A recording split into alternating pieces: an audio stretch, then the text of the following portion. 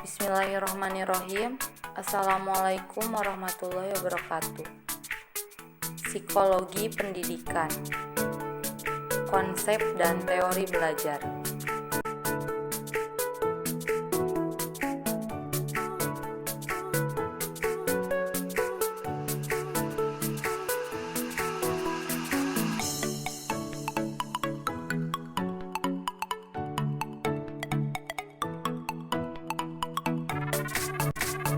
Pada kesempatan kali ini, izinkan saya memperkenalkan nama-nama anggota kelompok terlebih dahulu. Pertama, AA Siti Nur Sayyidah. Yang kedua, Dede Sarimah. Yang ketiga, Budi Fauzia. Yang keempat, Nurul Fitriani. Dan yang kelima, Rizka Kristiana.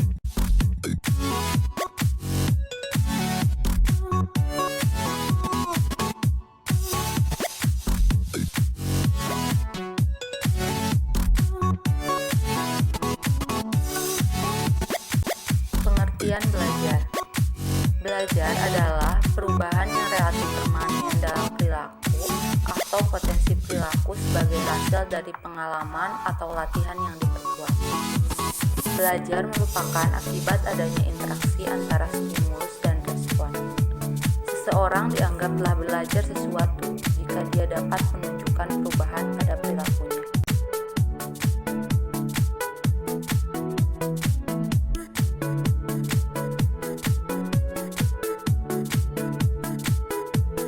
Konsep belajar. Menurut Pitt Harrington, belajar merupakan perubahan dalam kepribadian yang dimanifestasikan sebagai pola-pola respon yang baik berbentuk keterampilan, sikap, kebiasaan, pengetahuan, dan kecakapan. Menurut Crow and Crow, belajar adalah diperolehnya kebiasaan-kebiasaan, pengetahuan, dan sikap baru. Menurut Hildegard, belajar adalah suatu proses di mana suatu perilaku muncul atau berubah karena adanya respon terhadap suatu situasi. Menurut Di Vesta dan Thompson, belajar adalah perubahan tingkah laku yang relatif tetap sebagai hasil dari pengalaman. Sedangkan menurut Gig and Berliner, belajar adalah suatu proses perubahan tingkah laku yang muncul karena pengalaman.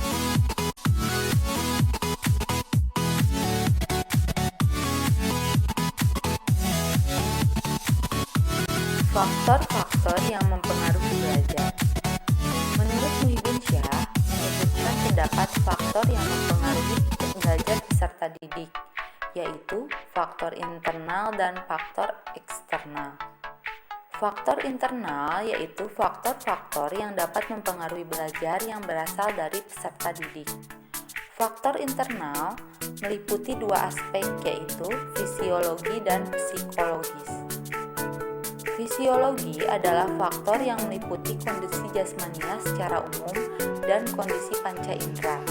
Sedangkan psikologis meliputi faktor kecerdasan, bakat, minat, aktivitas, emosi, motivasi, dan kemampuan kognitif. Faktor eksternal adalah faktor yang berasal dari luar peserta didik yang mempengaruhi proses dan hasil belajar. Faktor-faktor ini meliputi lingkungan sosial dan lingkungan non-sosial.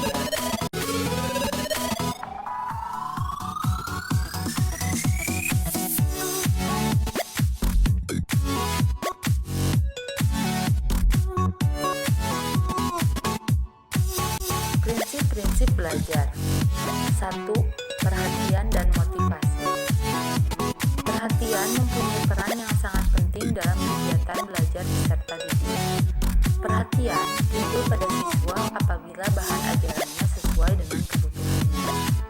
Sedangkan motivasi adalah tenaga yang menggerakkan dan mengarahkan aktivitas seseorang. Tanpa adanya motivasi, seseorang tidak dapat melakukan kegiatan dengan sebaik-baiknya. Yang kedua, keaktifan. Dalam setiap proses belajar, siswa selalu menampakkan keaktifan, misalnya seperti membaca, menulis, mendengar, berlatih, dan keterampilan lainnya.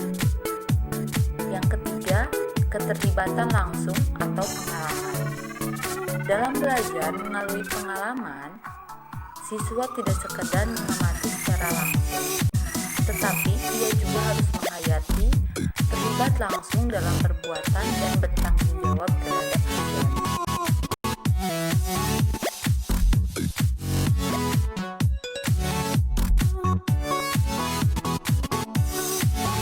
Yang keempat, pengulangan belajar. Prinsip ini menekankan perlunya pengulangan mempunyai maksud untuk melatih daya-daya yang ada pada manusia yang terdiri dari daya mengamati, menanggap, mengingat, menghayal, merasakan, berpikir, dan sebagainya.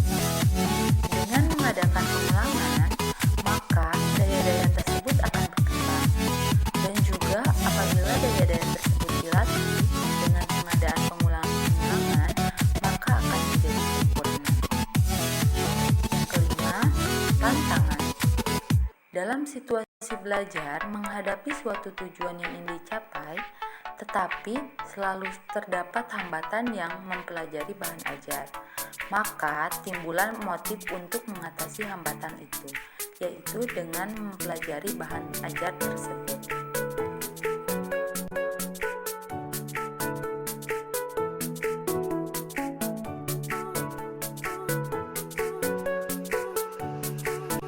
Yang keenam, balikan dan penguatan. Seorang siswa belajar lebih banyak bila mana setiap langkah segera diberikan penguatan.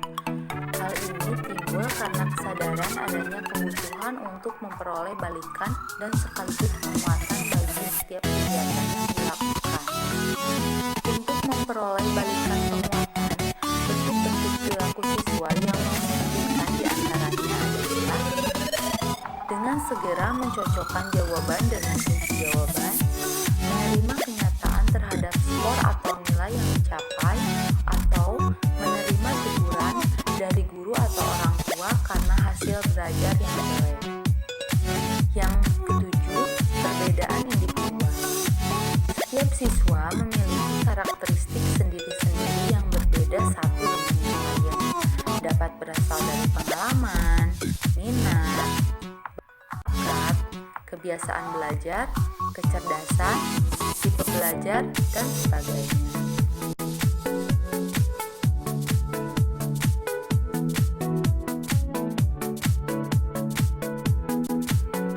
Teori belajar dalam psikologi menurut para ahli. Teori belajar dalam psikologi menurut para ahli. Pertama, teori belajar behavioristik. Yang kedua, teori belajar kognitif. Yang ketiga, teori belajar humanistik. Dan yang keempat, teori belajar konstruktivistik.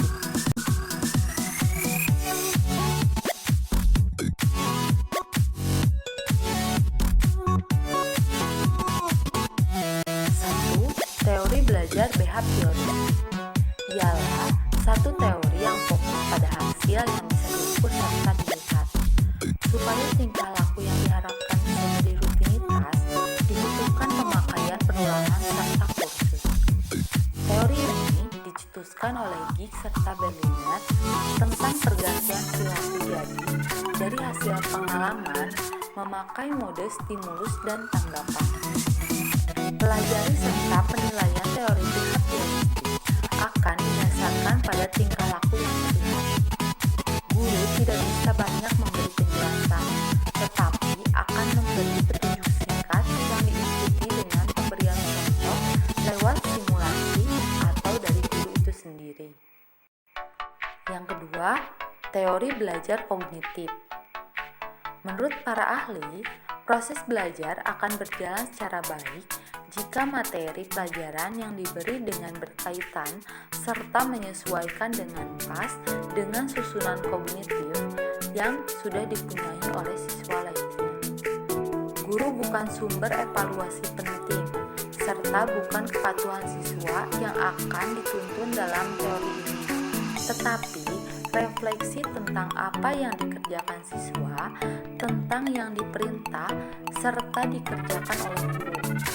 Periset yang meningkatkan jenis-jenis teori belajar dalam psikologi berbentuk teori belajar kognitif, yakni Ausubel, Dunner, dan Dewey. Masing-masing riset mengutamakan pada segi yang berlainan. Ausubel mengutamakan segi pengendalian atau organizer yang disebut dampak penting dalam belajar. Dunner fokus pada pengelompokan atau penyediaan bentuk ide jadi satu jawaban bagaimana peserta didik bisa mendapatkan informasi dari lingkungan.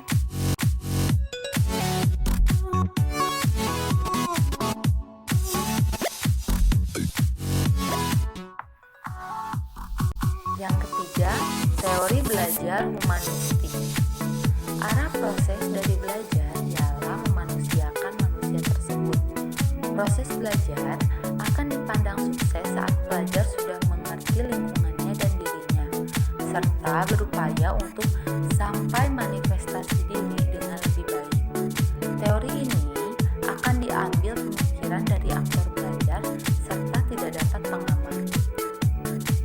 Guru bertindak sebagai fasilitator untuk memberi motivasi serta kesadaran tentang arti kehidupan pada siswa. Teori ini mengikat serta memanfaatkan kelebihan dan kekurangan beberapa teori belajar untuk mendapatkan kesimpulan. Yang keempat, teori belajar konstruktivistik. Satu teori belajar dalam psikologi adalah teori belajar konstruktivistik yang menggunakan jika persoalan ditampilkan dari pandangan dengan internal.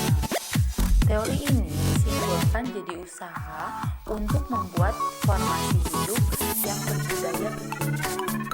Siswa semakin lebih memahami dengan teori ini sebab terjebak dalam membina pengetahuan baru serta akan dapat mengimplementasikan dalam semua kondisi.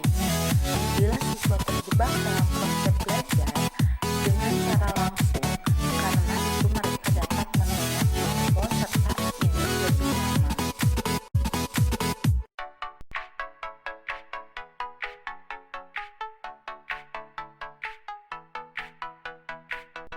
Sekian pemaparan materi yang bisa kami sampaikan. Terima kasih atas perhatiannya. Wassalamualaikum warahmatullahi wabarakatuh.